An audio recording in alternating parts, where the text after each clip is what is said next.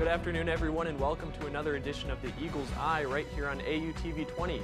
I'm your host, Evan Laux, and today I have the pleasure of sitting down with the highly talented Brooke Young, a senior in our own digital media journalism department. Brooke, thanks for joining me today. Well, it is a joy to be interviewed by you. I have to tell you, it's a little bit of a different angle from this side of the couch. Definitely is. All right, Brooke, I know you have a vast range of experiences inside and out of the JDM department, so I want to start outside. I know recently you wrote and published your own children's book. Tell me a little about that. I had to bring it with me just so that everyone could see it. Yes, I wrote Murray's Miraculous Mission, which is a children's book for ages K through 4. It speaks to my real life experiences. When I was 8 years old, I started training my therapy dog. Her name was Molly, and we went to nursing homes every single week for 6 years. Now, obviously, that gave me some great friends in their 80s and 90s, and I learned a lot from them and gleaning from their wisdom. So I wanted to write a story to reflect that multi-generation, those different generations interacting, but also to touch on the aspects of service. I think when you sow the seeds of service young in people, it makes a big impact in their life, and I know it did for me. So I have a book, and it really just goes through all of the true stories, and every story in the book is true, which I'm very proud of. Murray is my current dog. He's a Canadian Saint Berdoodle, so the illustrations are based after my little baby. That is such a sweet story. Is that something you've wanted to do for a long time, or was this A a recent long decision? time. My grandpa passed away about 2.5 years ago from cancer. He took me every single week for 6 years of his life and helped me to train my dog. So it's an honor of him. And it also goes along with my Miss Ohio platform, which is fostering meaningful interactions between generations.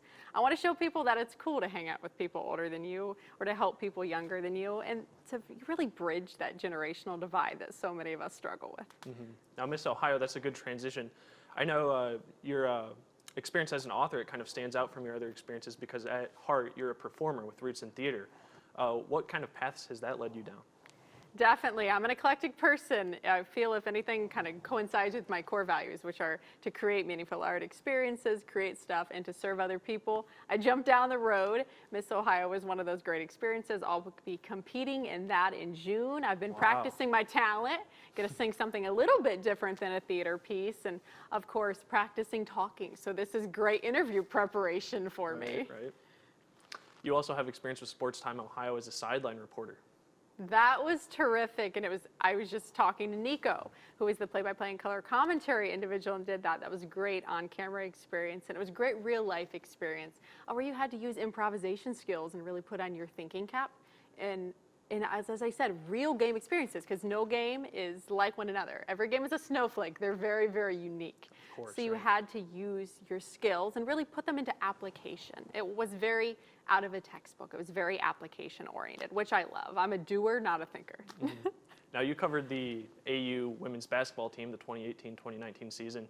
An amazing team, obviously. What was your kind of favorite moment from covering them?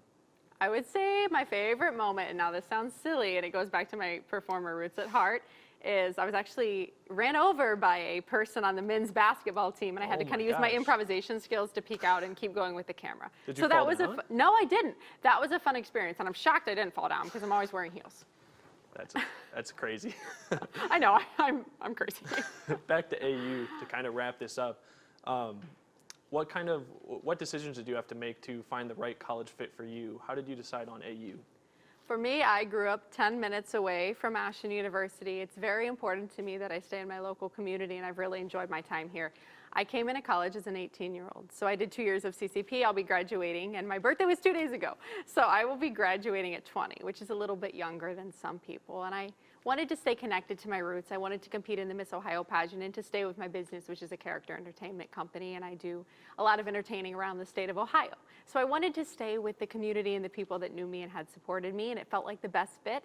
And now I complete all my work remotely and do a lot of Zoom readings with Murray, which has been a ton of fun and a great avenue to help in the community as well. That's great. I know you were a part of a couple different medias here in the JDM department.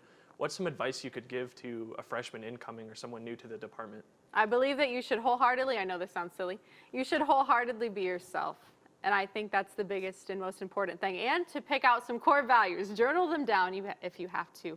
But core values have really helped shape me as a person and helped shape everything that I do inside of college and outside of college as well. That's some great advice, Brooke. Thank you again for joining with us today. I wish you the best of luck after graduation, and I know you're going to do great. Thank you. This has been Eagle's Eye. Once again, I'm your host, Evan Laux. Follow us on social media at AUTV20.